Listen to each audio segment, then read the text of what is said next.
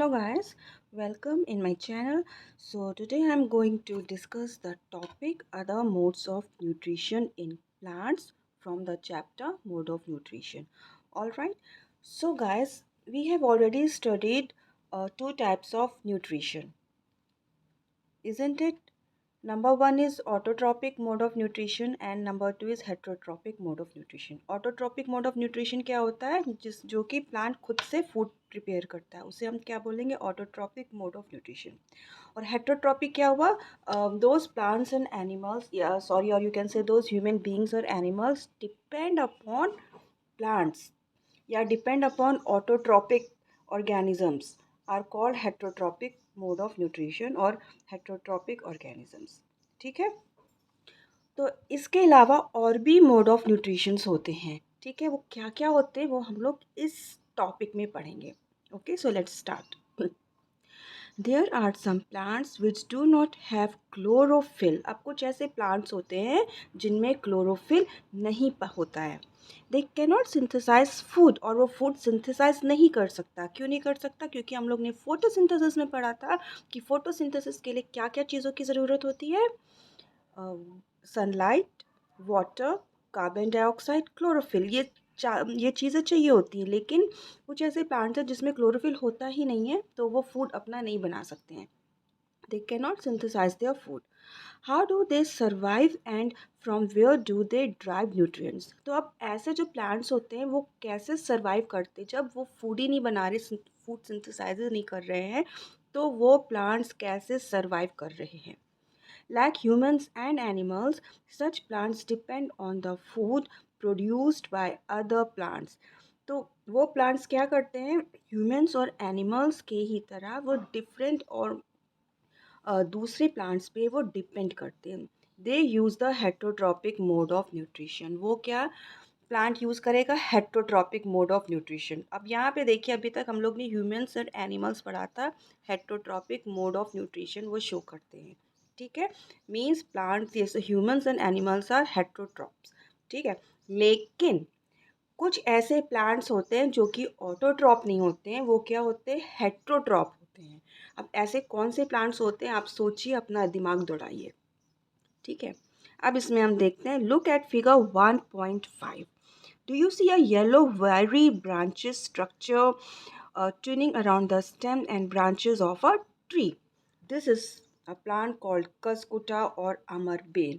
अब यहाँ पे फिगर में बोला है कि आप यहाँ पे देख सकते हैं फिगर 1.5. इसमें एक आपको ट्री दिख रहा है और इस ट्री में एक येलो कलर की एक ये है ब्रांच है, एक येलो कलर की स्टेम आप बोल सकते हैं या प्लांट आप बोल सकते हैं. वो क्या कर रही है इस पूरी ट्री को लिपटी हुई है इस ट्री पे. ठीक है, और ये आपको बहुत ही कॉमन, आप जब कहीं जा रहे होंगे तो रोड साइड में आपको ये दिखने को मिल सकता है कि बड़े बड़े ट्री हैं और उसके ऊपर येलो कलर की एक क्रीपर टाइप का है, वो उसको लिपटा हुआ है, ट्री को वो ऐसे लिपटा हुआ है.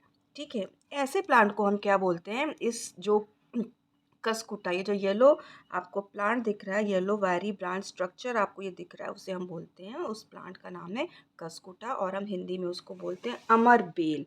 ठीक है, ये क्या करती है, ये ट्री पे डिपेंडेंट होती है, उसमें से अपने न्यूट्रिएंट्स को ड्रॉ करती है, अपने न्यूट्रिएंट्स को सक करती है. ठीक है, it does not have chlorophyll, क्योंकि वो येलो कलर की बेल है तो उसमें क्या है क्लोरोफिल नहीं पाया जाता है. It takes readymade food from the plant on which it is climbing. तो वो क्या करता है रेडीमेड फूड लेता है. The plant on which it climbs is called the host. अब देखिए एक टर्म और आपको इसमें आ गया, इसमें बहुत सारे ऐसे टर्म्स हैं आपके लिए न्यू होंगे, उसे आप अपने माइंड में अच्छे से बिठा लीजिए, क्योंकि अगर आप इस टर्म को अच्छे से समझ गए तो आपको ये टर्म को रटना नहीं पड़ेगा, पैरट की तरह आपको रटना नहीं पड़ेगा. अगर आप इस टर्म को समझ जाएंगे तो आप बाय आप खुद से आप इसको ऑन योर ओन आप इसको लिख सकते हैं.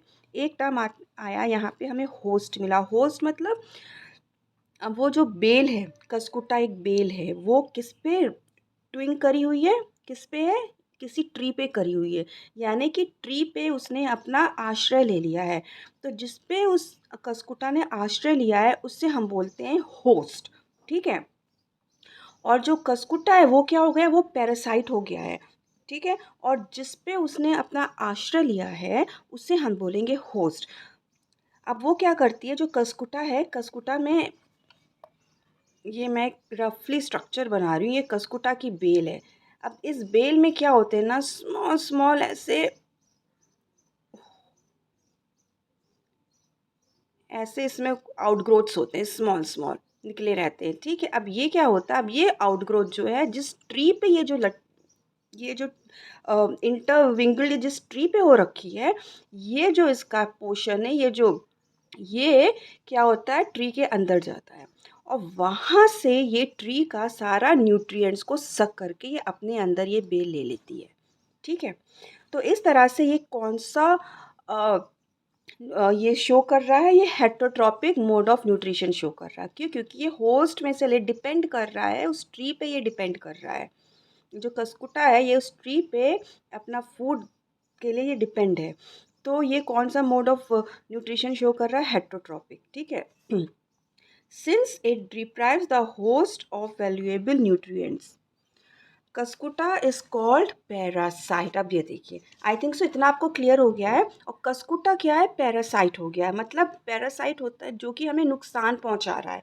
कुछ ऐसे भी ऑर्गेनिजम्स होते हैं जो जो कि किसी प्लांट के ऊपर या किसी एनिमल के ऊपर या अंदर रहते हैं लेकिन उसको नुकसान नहीं पहुंचाते हैं, तो वो पैरासाइट नहीं होते। पैरासाइट कौन होता है, जो कि इन और ऑन रहता है होस्ट के साथ और उसको नुकसान पहुंचाता है। फॉर एग्ज़ाम्पल मैं आपको एक बहुत ही सिंपल और इजी एग्ज़ाम्पल देना चाहती हूँ। वो एग्ज़ाम्पल है लीज, जुई। जानते हैं सब लोग कहाँ पर पाई जाती है, सर पे होती है ना, हेयर्स में होती है। और बहुत जब वो होती है तो कितनी इचिंग होती है सर पे, ठीक है। तो जूई क्या है, वो पैरासाइट है। वो हमारी बॉडी के, हमारे हेड के ऊपर वो है। और वो क्या करती है, ड्रॉज न्यूट्रिएंट्स, वो हमारे अंदर के न्यूट्रिएंट्स को सक करती है। तो हम क्या हो गए, उस जूई के लिए, उस लीज के लिए हम क्या हो गए, होस्ट हो गए। और जो जुई है वो क्या है, वो पैरासाइट है। क्योंकि वो हमें नुकसान पहुंचा रही है तो हम उसको बोलेंगे पैरासाइट। अगर उससे हमें फ़ायदा होता तो हम उसको पैरासाइट नहीं बोलते। पैरासाइट टर्म हम उस चीज़ के लिए यूज़ करेंगे जो हमें नुकसान पहुंचा रहा है, ठीक है गाइस। तो आई थिंक सो ये आपको क्लियर हो गया है। अब हम आगे बढ़ते हैं। जैसे कसकुटा है, वो नुकसान पहुंचा रहा है, वो ट्री में से सारा उसका न्यूट्रिएंट सक कर रहा है, ठीक है। तो वो हो गया पैरासाइट, हो गया कसकुटा, और ट्री क्या हुआ, होस्ट हो गया। तो ये सारे टर्म्स आपको अच्छे से मालूम होने चाहिए। Are we are we and other animals also a kind of parasites? You should think about it and discuss with your teacher. तो इसने बोला क्या हम लोग भी पैरासाइट्स हैं अदर ऑर्गेनिजम्स के लिए? हम लोग हैं पैरासाइट्स, यू जस्ट थिंक, ठीक है। हैव यू सीन और heard of plants that can eat animals? अब कुछ ऐसे प्लांट्स हैं जो कि क्या करते हैं, एनिमल्स को खाते हैं। कभी सुना है आपने ऐसे, ऐसा कोई प्लांट सुना है? आई थिंक तो आपने बिल्कुल सुना होगा, आपने छोटी क्लासेस में पढ़े होंगे कि ऐसे भी प्लांट्स होते हैं। There are few plants which eat animals or insects, isn't it? There are a few plants which can trap insects and digest them. तो ऐसे कुछ plants होते हैं जो कि insects को क्या करते हैं, ट्रैप करते हैं और उसे डाइजेस्ट करते हैं। क्या आप ऐसा नाम बता सकते हैं हमें, ऐसे कौन से प्लांट्स होते हैं? ऐसे कौन कौन से, जैसे पिचो प्लांट हो गया, वीनस फ्लाई ट्रैप हो गया, ये क्या करते हैं, इंसेक्ट्स को ट्रैप करते हैं और ये डाइजेस्ट करते हैं। तो ये ऐसा क्यों करते हैं, ये कहाँ पे पाए जाते हैं, कभी आपने सोचा है इस चीज़ को? It is not amazing? Such plants में बी ग्रीन और ऑफ सम अदर कलर। अब ऐसे प्लांट्स जो या तो वो ग्रीन कलर के होते हैं या अलग कलर के होते हैं।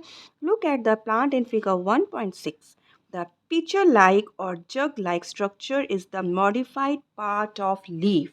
अब ये जो स्ट्रक्चर है पिक्चर प्लांट का, अब इसकी जो लीफ है ना वो मॉडिफाइड हो गई है पिक्चर शेप में, जग शेप में। तो ऐसे प्लांट्स कहाँ पाए जाते हैं, ये ऐसे प्लांट्स उन जगहों में पाए जाते हैं जहाँ पे न्यूट्रिएंट्स की कमी होती है, स्पेशली नाइट्रोजन की कमी होती है। जहाँ पे सॉइल में न्यूट्रिएंट्स की कमी होती है तो उस सॉइल में ऐसे प्लांट्स होते हैं। लेकिन हर प्लांट्स को तो न्यूट्रिएंट्स चाहिए होता है, तो वो कहाँ से न्यूट्रिएंट्स लेते हैं? तो ये इंसेक्ट्स को ये जो ट्रैप करते हैं ना, उनके जूस को ये डाइजेस्ट करते हैं। तो उनके जूस से अपने इनके अंदर जो न्यूट्रिएंट्स की जो कमी होती है वो उस इंसेक्ट से पूरी करते हैं, okay. The apex of the leaf forms a lid which can open and close the mouth of the pitcher. और अपर जो lid है ये भी लीफ की बनी होती है जो कि ये lid को ओपन और क्लोज करने में हेल्प करती है. Inside the pitcher there are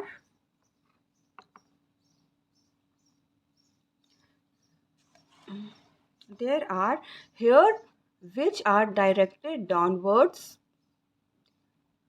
अब अंदर क्या होता है, हेयर लाइक स्ट्रक्चर होता है, हेयर्स होता है जो कि नीचे की तरफ होता है. When an insect land in the pitcher, the lid closes and the trapped insect gets entangled into the hair. अब जैसे ही इंसेक्ट लैंड करता है पिक्चर में तो वैसे ही क्या होता है, जो हेयर में ना वो एंटेंगल्ड हो जाता है इंसेक्ट, यानी कि वो फंस जाता है. ठीक है, और फट से जो ऊपर का जो लिड है वो बंद हो जाता है. The lid closes and the insect is trapped. Lid close हो जाती है. अब जब लिड क्लोज हो गई तो इंसेक्ट निकल नहीं सकता है. क्यों? एक तो लिड क्लोज हो गई, ऊपर से वो उसके हेयर में एंटेंगल्ड हो जाता है. The insect is digested by the digestive juices secreted in the picture and its nutrients are absorbed. अब फिर क्या होता है, जो पिचो प्लांट है उसमें से डाइजेस्टिव जूसेस निकलता है जो कि उस इंसेक्ट को डाइजेस्ट करने में हेल्प करता है. ठीक है, और फिर उस इंसेक्ट में से जो भी उसका न्यूट्रिएंट्स होता है वो उसे एब्सॉर्ब कर लेता है. Such insect eating plants are called insectivorous plants. अब इंसेक्ट ईटिंग प्लांट्स को हम क्या बोलते हैं, ऐसे प्लांट्स, वो plants which eat insects are called insectivorous plants. ठीक है, अब नेक्स्ट हम आते हैं. तो ये आप समझ गए और क्या क्या मोड ऑफ होता है न्यूट्रिशन इन में, क्या क्या हमने सीखा. एक तो पैरासाइट्स के बारे में सीखा, पैरासाइट्स होते हैं. दूसरा हमने क्या सीखा, इंसेक्टिवोरस प्लांट सीखा, किस तरीके से वो ट्रैप करता है इंसेक्ट्स को और उसमें से वो न्यूट्रिएंट्स को ड्रॉ करता है. और पैरासाइट्स किस तरीके से होस्ट पे डिपेंड होता है और होस्ट से न्यूट्रिएंट्स को ड्रॉ करता है. It is possible that such plants do not get all the required nutrients from the soil in which they grow. ठीक है, अब ये प्लांट कहाँ पे पाया जाता है, उन जगहों पे जहाँ पे न्यूट्रिएंट्स की कमी होती है. तो वो अपनी कमी कहाँ से पूरी करते हैं, इंसेक्ट से कमी को अपनी पूरी करते हैं. ठीक है गाइस, तो आज के इस वीडियो के लिए इतना ही काफ़ी है. और नेक्स्ट टॉपिक जो है सैप्रोफाइट्स, ये मैं अपने नेक्स्ट वीडियो में शेयर करूँगी. And guys, if you are the new viewer, so please don't forget to subscribe my channel. So let's meet in my next video. Until then, bye bye and God bless you.